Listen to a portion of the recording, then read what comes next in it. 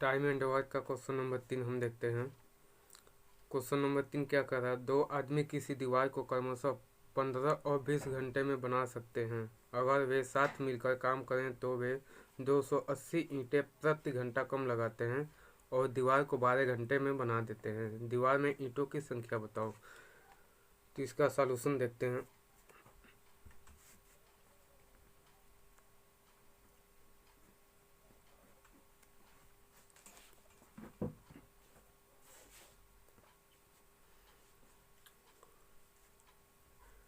आदमी ए 15 घंटा काम करता है और आदमी बी क्या है 20 घंटा काम करता है। तो हम टोटल काम निकालने के लिए दोनों का एलसीएम लेंगे। दोनों का एलसीएम क्या होगा 60। तो 60 में 15 से भाग देंगे तो एक 4 आएगा। एक की कैपेसिटी 4 होगी और 60 में 20 से भाग देंगे चूँकि टोटल काम 60 है और 20 दिन काम कर रहा है 20 घंटे काम कर रहा है। 1 घंटे काम करने के लिए इसकी कैपेसिटी निकालने के लिए 60 में 20 से भाग देंगे तो इसका कैपेसिटी आएगा 3। तो एक की क्षमता का होगी, एक की क्षमता होगी 4 और बी की क्षमता होगी 3। चूँकि क्वेश्चन में कह रहा है कि ए और बी दोनों साथ मिलकर काम करते हैं 12 घंटे में काम कर देते हैं। तो टोटल काम क्या है ए प्लस बी, ये दोनों साथ मिलकर टोटल काम 60 है और 12 घंटे में कर देते हैं। तो इसकी क्षमता क्या होगी 12 25 60। इसकी क्षमता ए और बी की संयुक्त क्षमता तो यहाँ पे क्या होगी ए प्लस बी की संयुक्त क्षमता।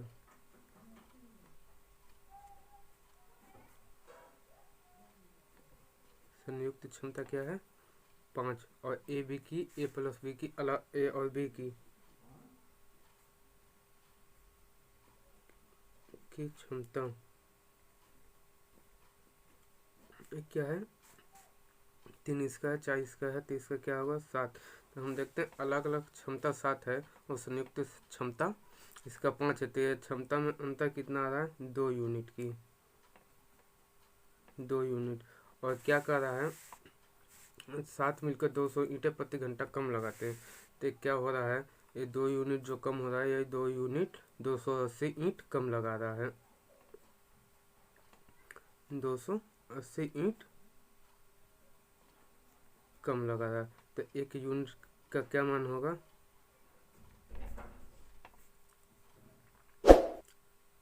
140 ईंट होगा।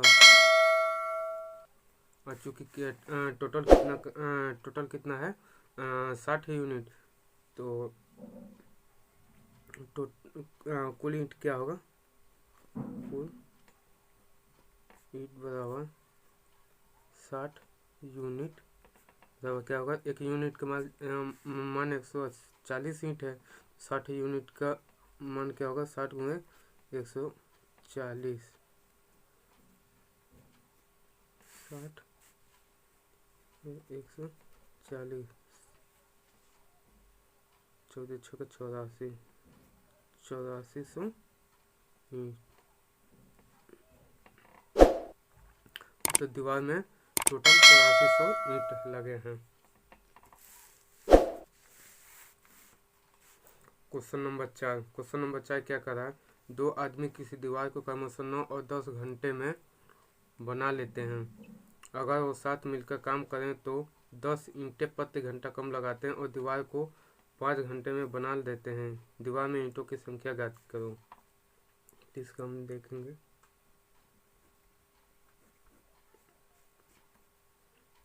ये जो है ये 9 घंटा काम कर रहा है और बी क्या है ये 10 घंटे काम कर रहा है। तो हम टोटल काम के लिए दोनों का एलसीएम लेंगे 9 और 10 करते तो टोटल एलसीएम क्या होगा 90। एक की क्षमता निकालने के लिए 90 से 9 में भाग देंगे यह आएगा 10 और बी की क्षमता निकालने के लिए 90 से 10 में भाग देंगे तो आएगा 9। ए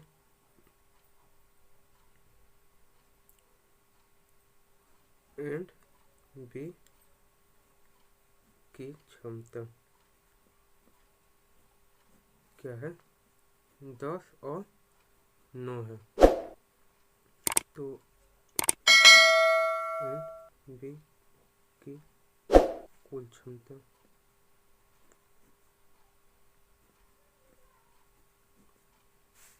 होगा 19 होगा। 10 ए और बी की अलग अलग क्षमता 10 और 9 है, तो ए और बी दोनों को मिलाकर क्षमता 19 हो जाएगी। अब क्या कर रहा है, साथ मिलकर काम करते हैं। अगर साथ मिलकर काम करते हैं 5 घंटे में काम कर लेते हैं, तो ए और बी की संयुक्त क्षमता ए प्लस बी की संयुक्त क्षमता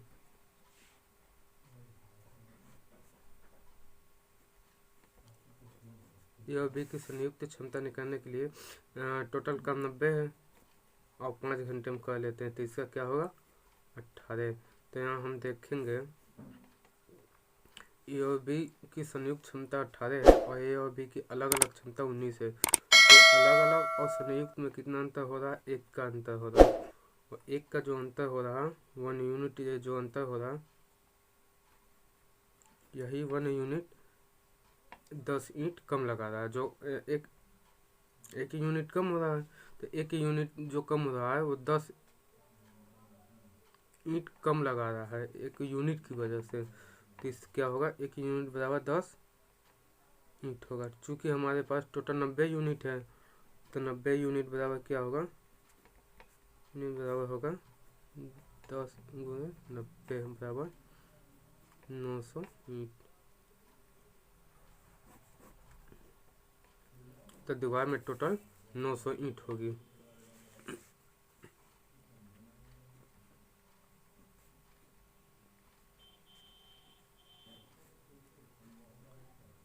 ईंटों की संख्या